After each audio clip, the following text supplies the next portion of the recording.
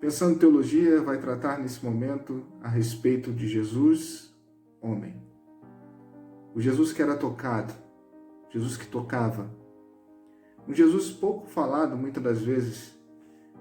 Muito se fala do Jesus 100% Deus e pouco se fala do Jesus 100% homem.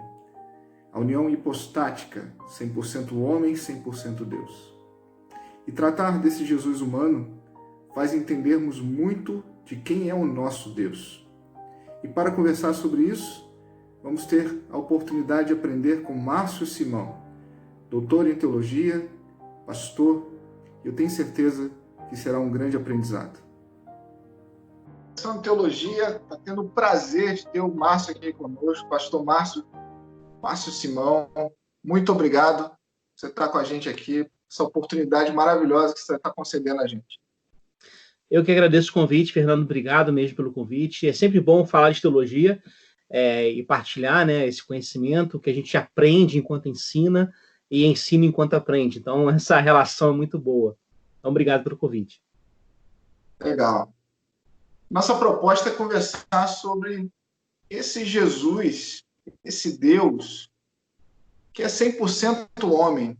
Essa união hipostática, 100% Deus, 100% homem, ela já é por demais complexa de entender. Mas é interessante que as pessoas procuram fixar no 100% Deus. E esse 100% homem, talvez por alguma dificuldade das próprias pessoas, eles ficam um pouco de lado, essa humanidade. Eu queria que você falasse um pouquinho mais para a gente a respeito disso, do Jesus homem, essa humanidade de Jesus, porque me parece, Márcio, e se a gente compreender bem isso, a nossa própria vida como cristão vai ter um pouco mais de sentido. Uhum. De fato, Fernando, a questão da identidade de Jesus é uma questão que, historicamente, na história da igreja, sempre foi uma preocupação nos primeiros séculos, na verdade, né? E daqui a pouco a gente fala mais sobre o próprio convívio de Jesus com os discípulos. Mas nos primeiros séculos, os concílios da igreja, eles giraram em torno desse tema. Quem é Jesus de Nazaré? E, muito especificamente, quem é Jesus em relação a Deus, né, que ele anuncia. Então, o grande desafio dos cristãos desses primeiros séculos foi pensar Jesus como divino, sem que, de alguma forma, se afirmasse uma ideia politeísta e em diálogo com a tradição judaica, que rejeita a priori qualquer possibilidade de uma trindade. Então, essas discussões que marcaram a história do cristianismo nesses primeiros séculos, elas foram notadamente caracterizadas por essa percepção de um desejo de se afirmar um Jesus divino, o que é perfeitamente normal, correto e, do ponto de vista bíblico, cristão, perfeitamente aceitável. O problema é que, de fato, o outro elemento, que é a própria humanidade de Jesus, nem sempre foi levado em consideração, né? Como você diz. Houve uma preocupação muito grande em afirmar a divindade de Jesus, até mesmo diante das controvérsias que foram surgindo sobre quem era Jesus de Nazaré, mas em função disso, as discussões, as reflexões sobre Jesus como um ser humano também, foram meio que deixadas de lado. Elas foram continuamente afirmadas pela igreja, mas a discussão sobre elas, ela ficou um pouco refém ainda de algumas afirmações que não levavam em consideração todas as implicações dessa humanidade. Então, por exemplo, no Concílio de Calcedônia, em 451, nós temos uma declaração básica sobre cristologia. E aí, em termos mais comuns, né, lá se afirma que Jesus seria 100% Deus, 100% homem.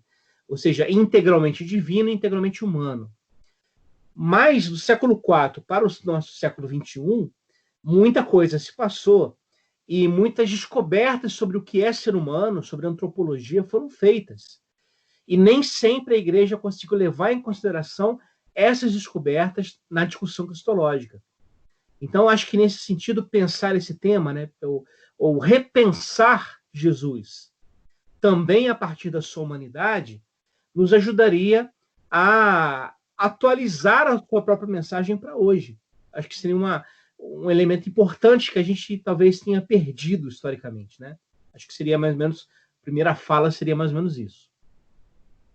É claro que as tentativas de pensar em Jesus como humano são tentativas que escandalizaram muita gente, né?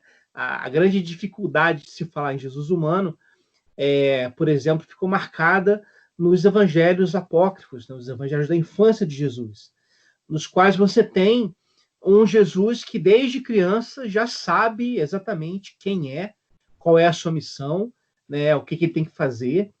E isso sempre, é engraçado que isso sempre me trouxe um espanto.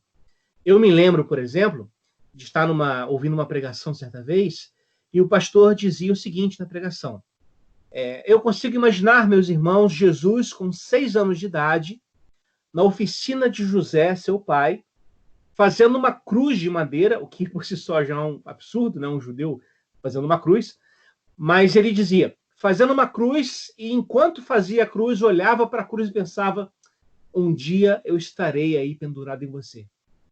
Gente, uma criança de 6 anos de idade pensando com essa categoria não cresce de forma saudável, né? Então, essa dificuldade de levar a sério a humanidade de Jesus fez nascer relatos assim.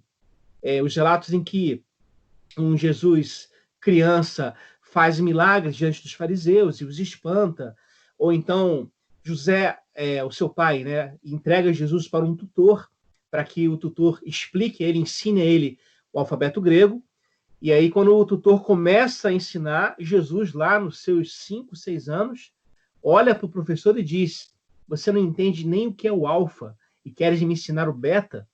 E começa a dar uma lição de moral no professor, e o professor despede Jesus, devolve para sua casa e diz, não dá para ensinar ele. Ele é não ensinável. É claro que isso tem fruto do próprio contexto histórico em que esses textos foram escritos, mas eles revelam essa dificuldade que a gente tem até hoje de pensar em Jesus humano, né? Um Jesus que aprendeu coisas, um Jesus que, quando criança, brincava, um Jesus que foi percebendo o seu próprio mundo a partir da sua própria formação, do seu encontro com as pessoas. Um Jesus que foi percebendo o seu próprio mundo interior a partir do encontro consigo mesmo. Porque se a gente, e a tradição cristã afirma isso com todas as letras, né, que Jesus é plenamente humano. Se ele é plenamente humano, então o que nós enfrentamos na nossa humanidade, ele também enfrentou, né? E isso, longe de tirar a sua divindade, isso faz dessa divindade uma divindade revelada na humanidade. Então, as dimensões da natureza divina e humana em Jesus estão tão integradas que não dá para falar de uma sem falar de outra. Como o próprio Leonardo Boff disse certa vez, né? Ele era tão humano que era divino. Né? Essa perspectiva, né, de enxergar no Jesus que se relaciona com as pessoas, que anda pela Galileia, que prega o evangelho do reino, que tem uma mensagem com uma pauta ética muito, muito clara. Esse Jesus é humano como nós. Isso é interessante de pensar. Eu estou falando aqui demais. Se você quiser fazer uma intervenção aí, uma pergunta. Muito interessante essa questão do relacionamento, né? Esse Jesus, se ele não fosse 100% humano, talvez ele não teria como mostrar para a gente essa questão do relacionar. Eu acho que quando a gente deixa de pensar nesse Jesus enquanto homem, a gente começa a ter muita dificuldade de entender esse amor capaz de morrer por mim, por você, por nós. Então, quando você colocou aí até a forma de entender Jesus humano ao longo da história, como um Jesus que criança pensava como adulto, já mostra realmente que não entenderam que Jesus, o que Deus está querendo mostrar encarnando em um homem. Então, assim, fantástico o que você falou até aqui. Muito bom. E é uma coisa interessante, porque afirmar a humanidade de Jesus nos ajuda, eu acho que pelo menos em 2 aspectos. Primeiro, nos ajuda na percepção de entender a sua própria missão e entendê-lo mesmo como Deus encarnado. Porque o que a gente às vezes escuta por aí é de que Jesus veio para morrer. E aí a ênfase está na morte de Jesus como redentora. Bom, a morte de Jesus, obviamente, faz parte do plano de salvação, mas não em termos enfáticos, ou não apenas exclusivamente essa questão. Porque o que redime a nossa vida é a vida inteira de Jesus. É o seu nascimento, o seu crescimento, a sua vivência, a sua missão, o seu passear com as pessoas, a sua vida, a sua morte e a sua ressurreição. Todos esses elementos precisam ser levados em consideração, porque, caso contrário, a gente cria uma imagem de Jesus muito deturpada, como se Jesus fosse uma espécie de kamikaze espiritual que vem para se suicidar numa cruz que é lida como vontade do Pai para o Filho. E na minha percepção, a cruz ela é fruto da vontade humana que não consegue suportar o tipo de vida que Jesus viveu, que é a vida plena no reino de Deus. Essa vida traz implicações. Então, o resultado disso é a morte. Esse sentido da vida de Jesus, né? E aí, é claro que essa vida de Jesus, toda ela é autenticada por Deus, digamos assim, pela ressurreição. Que esse Jesus, de uma maneira que se entrega diariamente, se entrega em serviço, como ele mesmo diz, né? Ninguém tira a minha vida, eu a dou voluntariamente. Esse dar a vida voluntariamente é dar dia após dia, né? Não é dar na cruz. É dar quando ele está se encontrando com leprosos, isso purifica. É dar a vida quando ele se encontra com mulheres samaritanas, quando ele se encontra com gente desprezada pela sociedade do seu tempo, quando ele está disposto a fazer da sua mensagem uma mensagem de contracultura ao seu tempo, dizendo que felizes são os pobres, felizes são os que são perseguidos por causa da justiça, felizes são os que choram.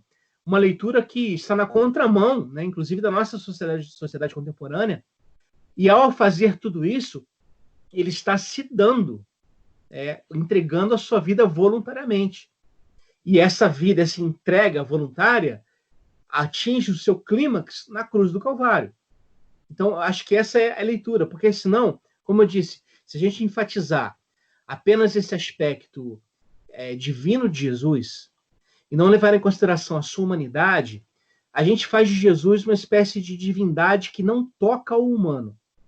Uma espécie de encarnação que ela é uma espécie de linha que não toca, né, não chega a encarnar de fato. Passa por aqui, mas volta. É como se fosse algo provisório. Mas não é isso. Há a encarnação, que é o fato de que Deus se faz gente como nós, ela é uma demonstração de que Deus desejou ser gente como nós. E isso é muito legal. Deus quis ser gente. Ele quis compartilhar a nossa própria vida como um ser humano. E aí você tem Jesus de Nazaré. E isso não afeta a sua divindade, não tira a sua divindade, mas é preciso levar a sério a sua humanidade. Então, isso no primeiro momento. E no segundo momento, afirmar a humanidade de Jesus nos ajudaria a tornar mais claro o nosso discipulado, o nosso seguimento de Jesus. Porque se eu não considero Jesus como plenamente humano, como eu sou, eu sempre vou dizer o seguinte: bom, Jesus fez isso, Jesus escolheu essa decisão, tomou esse caminho, mas porque ele era Deus. Eu que não sou, não posso fazê-lo. Então eu destruo a possibilidade de discipulado. Eu transformo Jesus num ídolo que eu posso adorar, mas não num mestre que eu posso imitar. E o fato de afirmarmos a humanidade de Jesus é claramente demonstrada pelo próprio Novo Testamento. Né? Por exemplo, Hebreus diz com todas as letras que Jesus é um sumo sacerdote que pode se compadecer da nossa própria vida, porque ele também passou pelas mesmas experiências. Ele foi tentado em todas as coisas e é igual a nós em tudo, exceto no pecado. Justamente para mostrar que o pecado não é a condição da natureza humana. O pecado que existe, que é um problema, ele é um acidente de percurso. Mas ser plenamente humano é ser como Jesus. sem pecado. Então, essas afirmações nos ajudariam a repensar muita coisa da própria teologia. Nos ajudariam a repensar, por exemplo, a nossa antropologia. Se a gente pensa em Jesus como plenamente humano, o que é ser humano na tradição judaico-cristã? Está vinculado ao relato de Gênesis. Lá você tem um ser humano criado, e ele é criado de forma harmônica, em relação harmoniosa, com as 4 relações. Com Deus, né, porque a presença de Deus gera prazer. Ele está em relação harmoniosa consigo mesmo, porque homem e mulher estão nus e não se envergonham. Ele está em relação harmoniosa com o próximo, porque quando Adão vê Eva, ele explode num poema de amor, né? Essa aí é osso dos meus ossos, carne da minha carne. E ele está em relação harmoniosa com o mundo. Ele é colocado no mundo para cultivar e guardar. Isso é ser humano. Ser humano é ser em relações, nessas 4 relações fundamentais. O que o pecado faz? O pecado rompe essas relações. Então, o pecado desumaniza o ser. No lugar de enxergar o outro como parte de mim mesmo, eu acuso o outro. Não, como diz o texto, foi essa aí que tu me deste que me fez pecar. No lugar de enxergar a si mesmo com um olhar de paz e de confiança em Deus, eu olho para mim mesmo com culpa, que me faz querer criar artifícios humanos para disfarçar a minha nudez diante de Deus, como se Deus não conhecesse a minha nudez. O pecado rompe a minha relação com o mundo, porque agora da terra brotam espinhos. E o pecado rompe a relação com Deus, porque aquela presença de Deus que gerava prazer agora gera medo e fuga. Então, nessa perspectiva, e aí a teologia de Paulo apresenta isso, né? Jesus como o segundo Adão, o Adão, esse Jesus, segundo Adão, que é o ser humano perfeito, ele é ser humano pleno nessas 4 relações. E ele é quem nos possibilita também sermos plenos nessas 4 relações. Porque ele abre caminho para nós nessas relações. Ele nos ajuda a encontrarmos paz conosco, porque quem está em Cristo é nova criatura, as coisas velhas passaram. Então, quem está em Cristo, não há mais condenação para quem está em Cristo, não há mais culpabilização.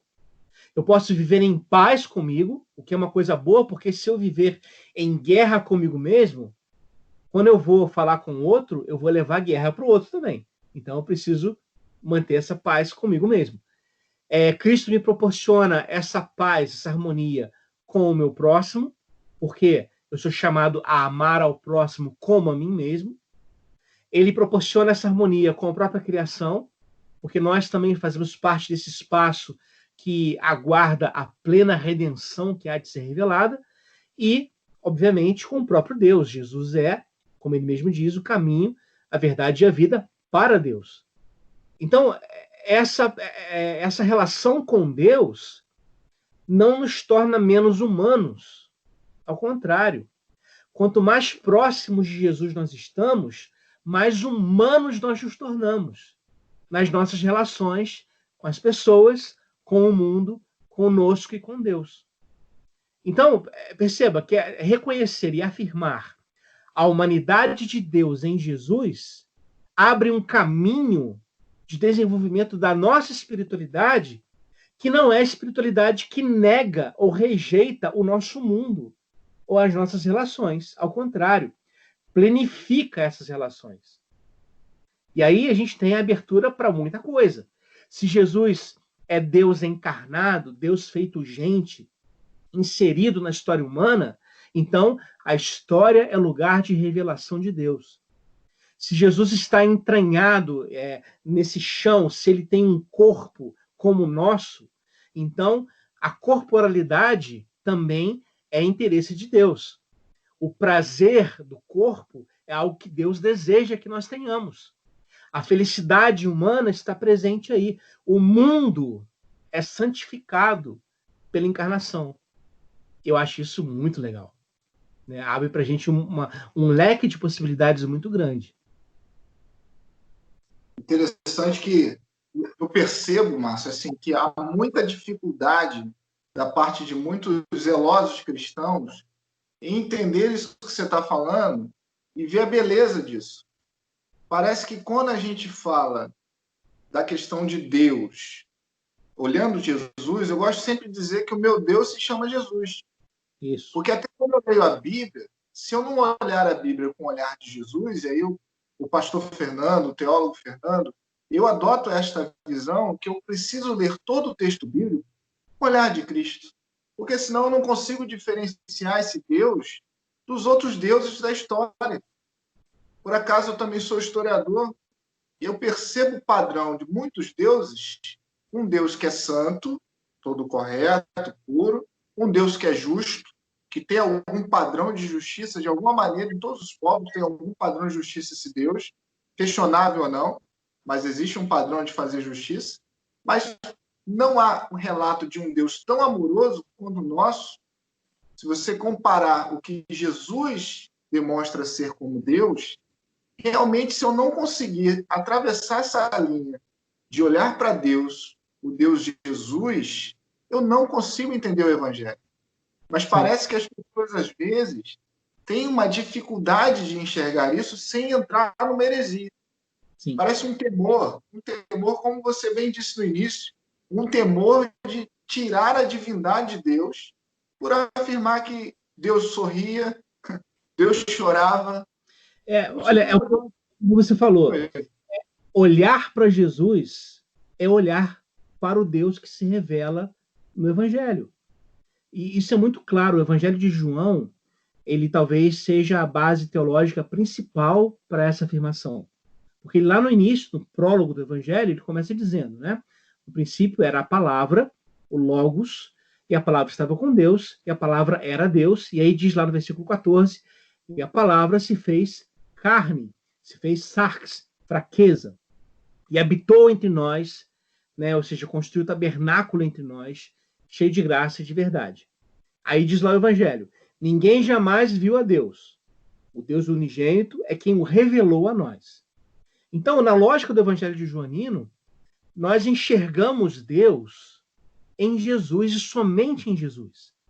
Não há como a gente descobrir quem é Deus se nós pularmos essa etapa de olhar para Jesus. Nesse sentido, o teólogo José Maria Castillo, ele cria uma analogia muito interessante para explicar isso, né? Ele pensa assim, pensa numa frase como a parede é branca. Ora, a frase, o sujeito é parede, branca é a qualidade dessa parede. Essa frase só tem sentido se você sabe o que é uma parede. Se você não sabe o que é uma parede, não adianta falar que ela é branca. Aí ele diz assim, então vamos pensar na frase.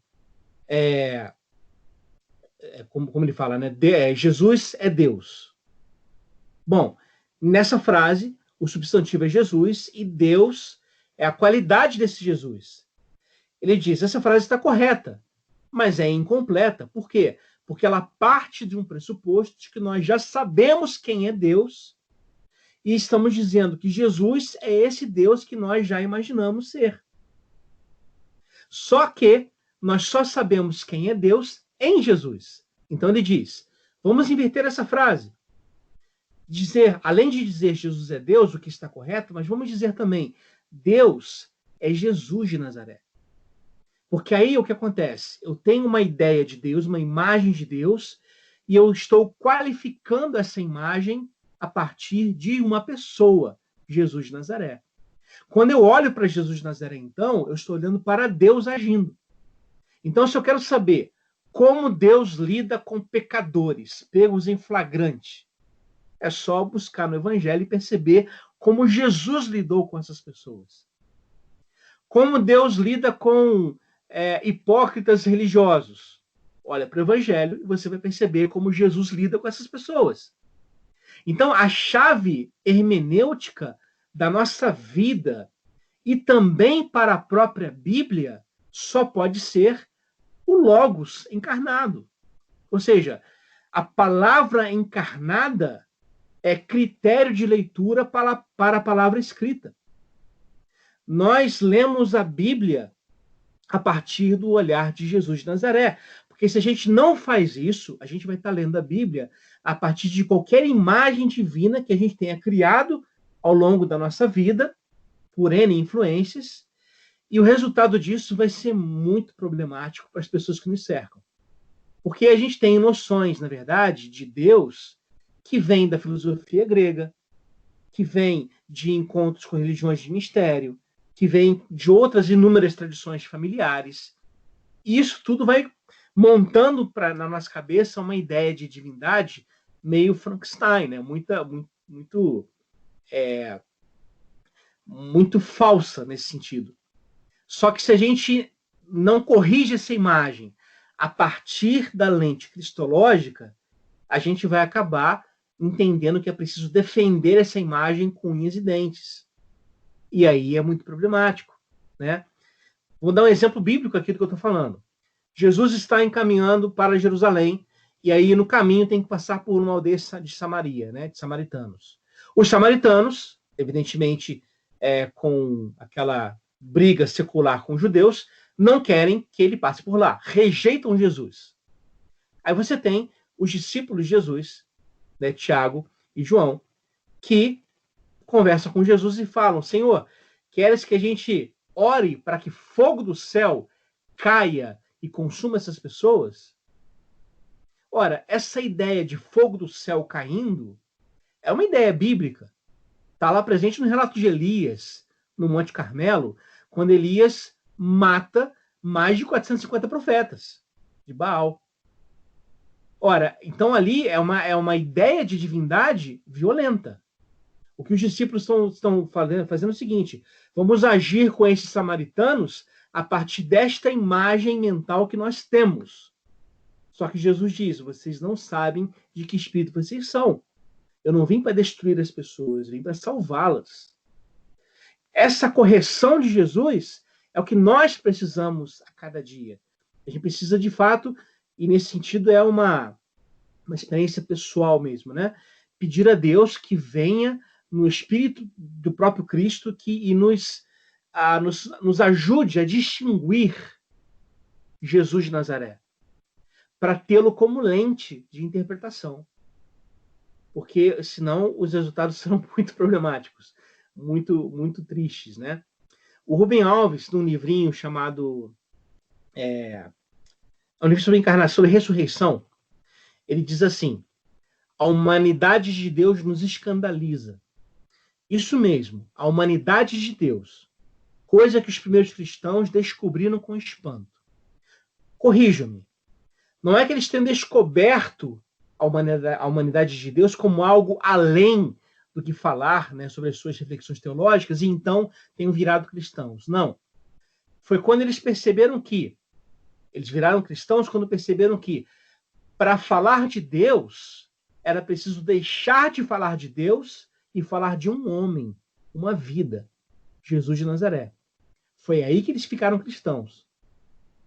Isso é tão incrível, porque isso, como eu disse, apresenta para a gente uma lente de discipulado, de seguimento de Jesus, com uma pauta ética tão grande, que nos ajudaria a distinguir no mundo que nos cerca elementos que hoje são adotados pela igreja como valiosos e que, na lógica de Jesus de Nazaré, são maldição, deveriam ser retirados, né?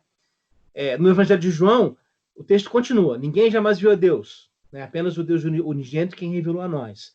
Aí você tem uma conversa entre os discípulos de Jesus. E aí a pergunta é: Senhor, mostra-nos o Pai, isso nos basta. Pergunta de Filipe. E aí Jesus diz o quê? Eu estou tanto tempo com vocês não conhecem o Pai? Quem me vê, vê o Pai. Ou seja, quem vê Jesus, vê Deus. E quem vê Jesus, vê o quê? Quem vê Jesus, vê o encontro com os necessitados, com os pobres. Quem vê Jesus, vê a festa. A festa feita não para razões religiosas, mas a festa para salvar da vergonha social um casal recém-casado. Quem vê Jesus vê alguém que gostava de conversar, né, de colocar, de andar por espaços não religiosos. Pouquíssimas vezes Jesus vai ao templo em Jerusalém. E quando vai para arrumar problema, ou para arrumarem problema com ele. Porque para Jesus, o reino de Deus é mais amplo do que esses espaços religiosos. E aí, quem vê isso, quem vê esse espaço da vida como espaço de revelação de Deus, vê Deus.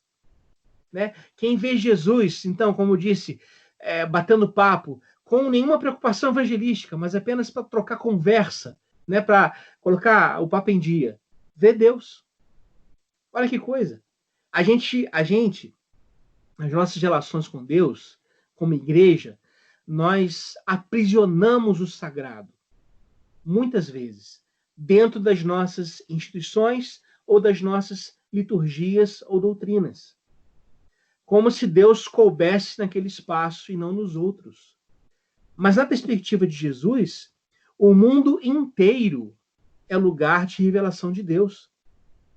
Isso é muito, muito mais amplo do que qualquer outra perspectiva que a gente possa pensar. Tem uma frase que, assim, eu atribuo ser minha, mas se alguém pensou ao mesmo tempo simultâneo, eu não sei. Eu sempre falo isso, cristão tem que gostar de gente. Porque Sim. Cristo gostava de estar onde tinha gente.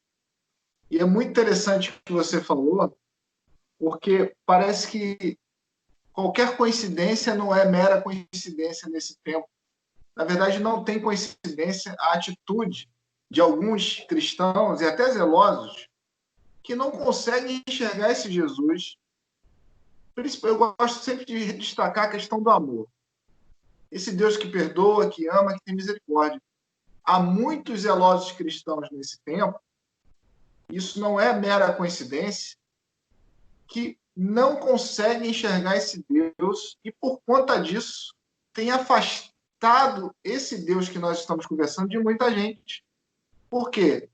É olho por olho, é dente por dente, não há perdão, não há misericórdia, há segregação, há um olhar de que cada um está vivendo a sua mazela porque construiu isso na sua herança de pecado. Parece até realmente que está vivendo um tempo em que Jesus esteve na Terra, onde havia essa impressão que as doenças e tudo era hereditário. E parece que aquilo que no Papa aqui está tão claro, parece que há uma dificuldade realmente e de muitos líderes religiosos. E veja, de fato existem alguns que o fazem por ignorância, porque não estão tendo o olhar da leitura do Evangelho, o olhar de ler o próprio Jesus, o olhar do próprio Jesus, com os princípios que ele já deixou para a gente. E aí, Marcos, eu gostaria de até emendar a questão com você, nesse mesmo sentido, olhando o mundo que nós estamos vivendo atualmente e todo o contexto atual, o que nós, como igreja, precisamos fazer para que a sociedade enxergue esse Jesus que não mudou, ele é imutável, ele é o mesmo, mas que ele possa ser de fato enxergado num tempo em que parece que a igreja está tomando uma outra conotação. Em vez de ser a igreja que liberta, parece, como você bem disse na sua fala, uma igreja que quer aprisionar Cristo, como as pessoas no Antigo Testamento queriam aprisionar os seus próprios deuses dentro de casa e dar até nomes a esses deuses. Parece que há uma dificuldade da igreja nesse tempo, e aí eu digo a igreja de instituição, e nem estou dizendo apenas a igreja nós, eu digo a instituição, de entender que a mensagem do Evangelho é de um Deus que foi homem, e que nem por isso deixou de ser Deus. Quebrar esse medo de falar isso e parar de querer defender o Deus que é Deus. Aparece uma necessidade de advogar a divindade de Deus e desprezar por isso o ato, a questão de ser humano, que é questão belíssima e que é a única maneira, como você bem pontuou, de eu conseguir entender Deus. Sim, eu acho que o Evangelho de João ainda nos ajuda nessa questão também. Porque ao longo da narrativa você vai vendo, no Evangelho joanino, a afirmação de um Jesus humano, mas uma afirmação de um Jesus também que faz milagres, ou seja, a divindade de Jesus também é afirmada, embora essa divindade não seja sustentada pelos milagres, é bom ressaltar isso, né? A divindade de Jesus está sustentada pelas palavras que ele fala, como diz Pedro lá no Evangelho de João, tu tens as palavras de vida eterna, né? Para quem iremos nós? Então a mensagem que ele promove, né? Como pão vivo que desce do céu, como água viva, essa mensagem é uma mensagem de fato Deus falando, mas os elementos também da própria encarnação estão presentes. E lá no finalzinho do Evangelho, quando Jesus ressuscitado aparece aos discípulos, estão lá escondidos com medo dos romanos e dos judeus, ele diz lá, no capítulo 20, né, aparece, Pai seja convosco, e aí diz, assim como o Pai me enviou, eu envio a vocês. Então, a gente tem aqui uma chave para a nossa prática de missionária, para a nossa prática evangelizadora, para a nossa prática de ser igreja.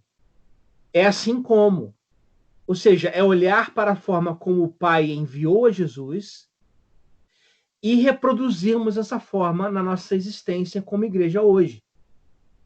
Então vamos olhar para como o Pai envia Jesus. Bom, imagine que você está aí olhando para o mapa do Império Romano na época. Se eu fosse Deus, e graças a Deus eu não sou, mas se eu fosse Deus e eu desejasse mandar o meu filho ao mundo, eu o faria nascer como filho da filha do imperador. Nada mais fácil. Ele nasceria com toda a proteção imperial, cresceria com uma ótima educação, e quando chegasse o momento da sua mensagem, da sua pregação, basta um decreto imperial e todos seriam seguidores de Jesus. Perfeito. Só que a gente olha para o mapa da Palestina no primeiro século, e se Roma está no centro, já a região da Palestina já é periferia. Nessa periferia, nós temos uma região central, Jerusalém, com o seu templo, o templo que, de alguma maneira, reunia consigo toda a parte de liturgia, de economia, de cultura, enfim, era um centro nervoso daquela região. E você tem, como região periférica, a Galileia. E aí que interessante, Jesus realiza o seu ministério muito mais na Galileia do que em Jerusalém. Galileia que era dividida em Galileia Alta e Galileia Baixa. E Jesus trabalha muito mais na região mais da periferia ainda. Esse Jesus que, segundo os evangelhos, veio de Nazaré. E Nazaré é uma aldeia perdida no meio do nada. Na época de Jesus tinha no máximo 500 habitantes. Então, assim, é um lugar perdido no mundo. Ele cresce lá e ele nasce em Belém, segundo o próprio texto bíblico. Belém é Efrata, pequena demais para figurar entre as grandes cidades de Jerusalém, da Palestina.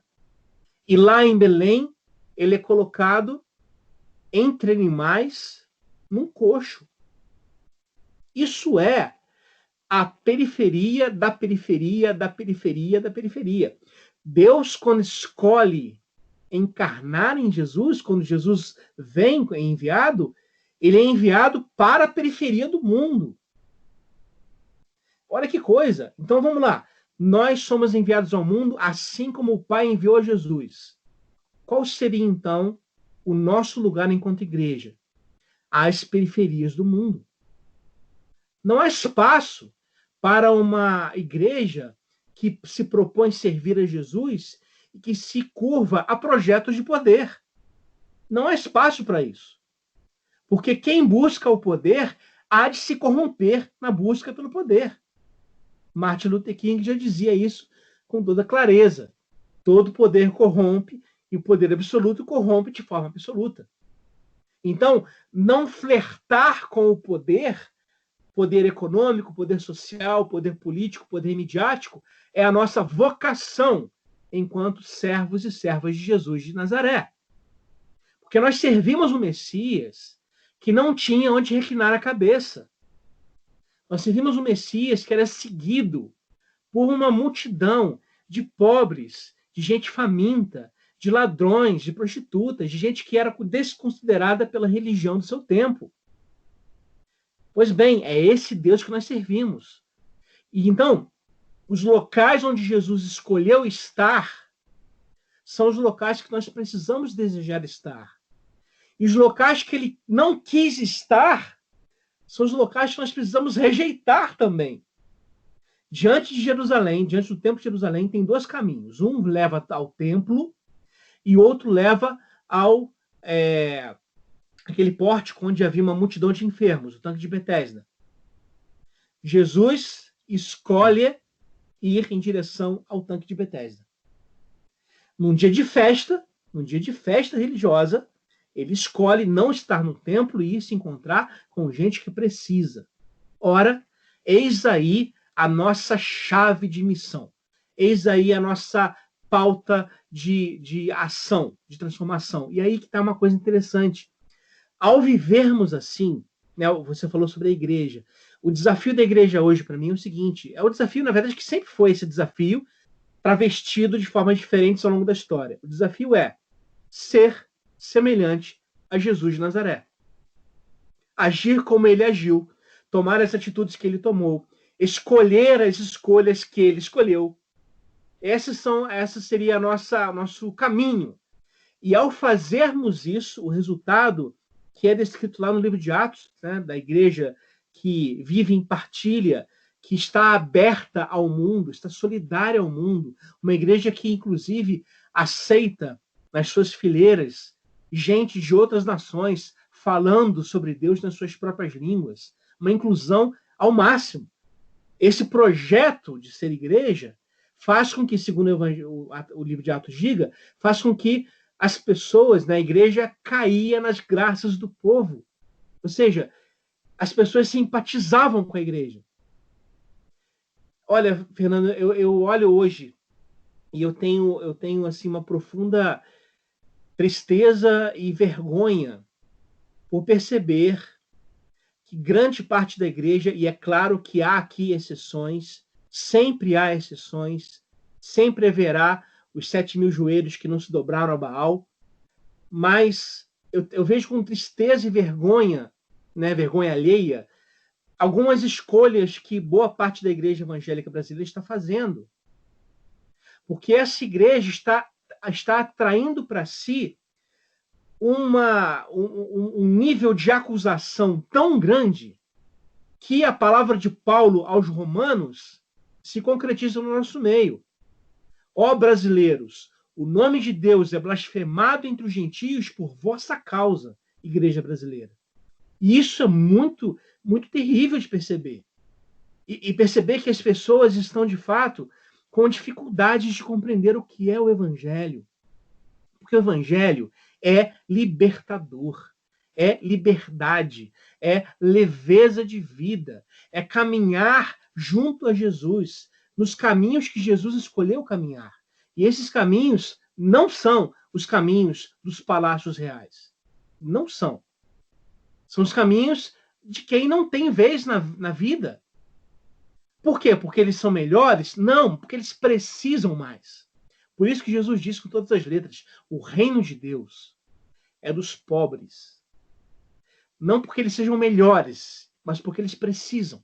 E o reino que é justiça, alegria no espírito, ora, essas três condições só podem surgir numa sociedade onde as chances são apresentadas para todas de igual forma, onde há uma tentativa de fato, encarnar a justiça nos tribunais. As críticas proféticas destinadas a Israel são as mesmas que são destinadas à igreja contemporânea. Então, a palavra é Deus dizendo com todas as letras, eu estou cansado de ouvir os seus cânticos. Eu não suporto mais os seus louvores. Ó batistas, ó presbiterianos, ó assembleanos, ó metodistas, quando vocês se reúnem, eu viro o olhar, porque eu estou a ponto de vomitar, porque eu não suporto ajuntamento solene com iniquidade. As suas mãos estão sujas de sangue.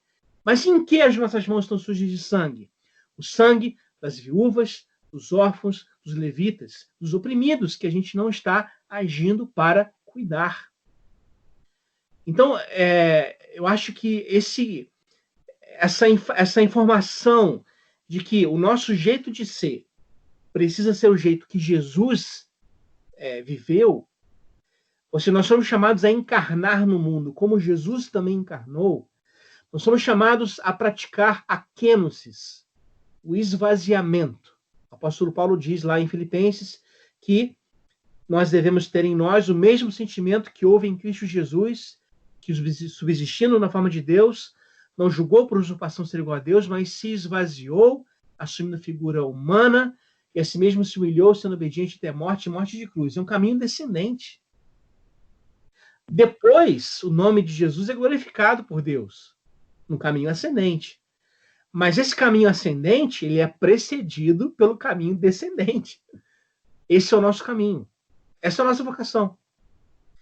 Uma das ilustrações sobre a igreja que eu mais gosto, que eu ouvi o meu pastor e professor Alessandro Rocha, né, infelizmente faleceu em 2019, afirmar, foi falar que a igreja é como sal. Né? Aliás, Jesus fala isso, né? A igreja é como sal. Mas ele nos fez pensar sobre o sal. O sal, ele precisa ser usado na medida correta. Né? Porque se você não colocar sal no prato de arroz, o arroz fica insosso. Mas se você colocar sal, 1 quilo de sal, não vai dar para comer. Então ele dizia o seguinte, o sal tem que ser na medida certa. E uma vez que ele é colocado na medida certa, você não mais o enxerga, mas você sente o seu sabor. Eis aí a vocação da igreja. Ter presença e não visibilidade. Dar o seu encantamento, dar o seu sabor ao mundo, mas não olhar, buscar o próprio autoengrandecimento. Mesmo porque nosso serviço, nosso trabalho, é fruto de um Deus que nos alcançou por amor, gratuitamente. Então, né, não há por que nós deixarmos de realizar esse trabalho de igual forma, né, gratuitamente, em amor, e transmitindo essa mesma mensagem do Evangelho, que, como você disse, é amor. A gente está vivendo em tempos de pandemia já há alguns meses, né? E eu cansei de ver nas redes sociais gente afirmando que a pandemia é Deus castigando as pessoas. E aí, numa dessas imagens, inclusive, mostrava o navio Titanic. Você deve ter visto esse quadro, Fernando, talvez. O navio Titanic. E aí, uma frase assim, com Deus não se brinca. E aí, um dedo divino descendo do céu e afundando o navio ao meio. Tudo porque, supostamente, alguém teria dito, nem Deus afunda esse navio. E Deus, nessa concepção, uma criança birrenta de 4 anos, ficou todo irritadinho no céu. Quer ver? Vamos lá, vou afundar mesmo para ver. Gente do céu, esse não é o Deus que Jesus anuncia. O Deus que Jesus anuncia é Deus que é amor, e ponto. As correções que nós colocamos depois dessa frase, Deus é amor, mas essas correções dizem muito mais sobre nós mesmos do que sobre Deus. Mas então Deus não é justo? É claro que é justo, mas é justiça feita em amor. É cuidado feito em amor. É convite ao arrependimento feito em amor. Por quê? Porque é a leveza de Deus, é a bondade de Deus que nos conduz ao arrependimento. Não é só dureza. Então, eu precisaria repensar muita coisa nessa relação. Estou falando de novo aqui muito. Fernando, diga aí alguma coisa. Não, Márcio, fantástico. Já estamos até caminhando para o final. Mas, assim, é bom, né, falar de... A conversa flui porque é isso que a gente tinha que estar conversando muito nas igrejas. Esse Jesus que não tem prazer no sofrimento do homem, que deseja que a gente imite ele literalmente. E quando isso acontecer de fato, a igreja vai ser realmente olhada como refúgio, o lugar de buscar paz, amor, e não a força de fazer, entre aspas, a justiça.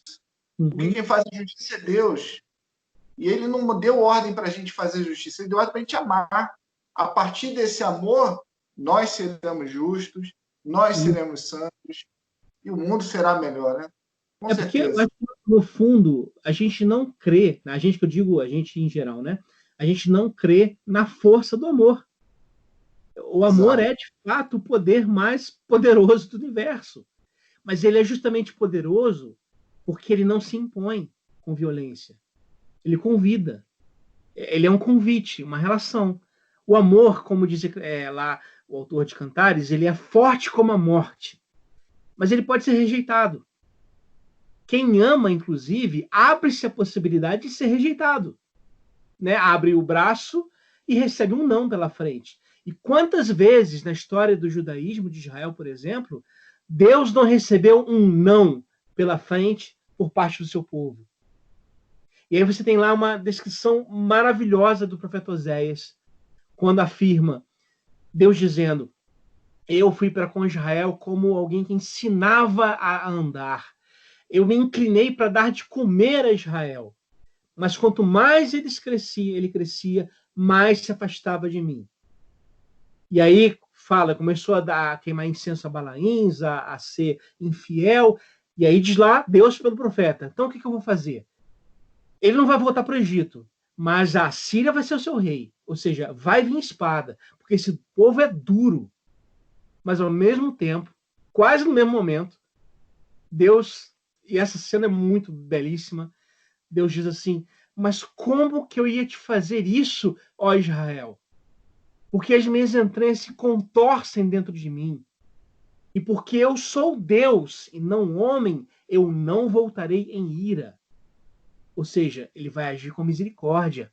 Essa imagem de Deus lá de Oséias é plenificada na parábola do filho pródigo, quando Jesus fala do pai que abraça aquele filho, que dá roupa nova, sandália nova, anel no dedo e faz uma festa, porque aquele filho voltou para casa. Esse Deus é que nós servimos.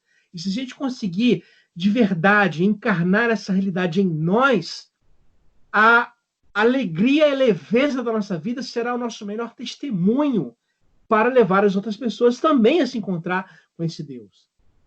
Né? Um Deus que não gera peso, mas que gera uma leveza responsável, uma liberdade em relacionamento, mas é uma liberdade. Né? E aí eu acho que a gente deveria, por exemplo, aprender um pouquinho com Jairo, né? Para citar um texto bíblico aqui. Você lembra da passagem, né? Jairo vai lá clamar a Jesus porque a filha dele está morrendo, e aí ele já é chefe da sinagoga, deve ter sido uma barreira muito grande já para tentar buscar ajuda com um mestre daquele tido por muitos como um herege. Jairo vai lá, o filho está morrendo, está desesperado. Só que no caminho, Jesus é tocado por aquela mulher com fluxo de sangue. E Jesus faz questão de parar e identificar aquela mulher. Né? Ele fala lá, quem me tocou? E até que a mulher se apresente, e aí ela diz, olha, você está curada agora, porque não é só questão dela estar curada, né? Para Jesus é importante que a sociedade saiba que ela está curada.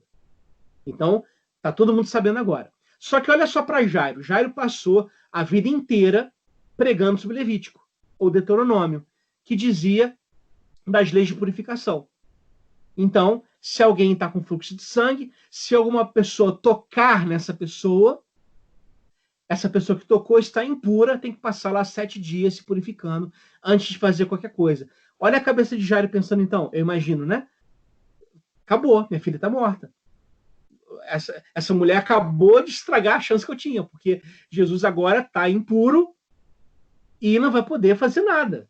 E aí eles continuam a jornada, mas é que outra coisa interessante, Jesus chega na casa, faz questão de tocar, né, a menina, a ressuscita, e aí eu fico pensando com que cara Jairo iria pregar na sinagoga seguinte sobre Levítico.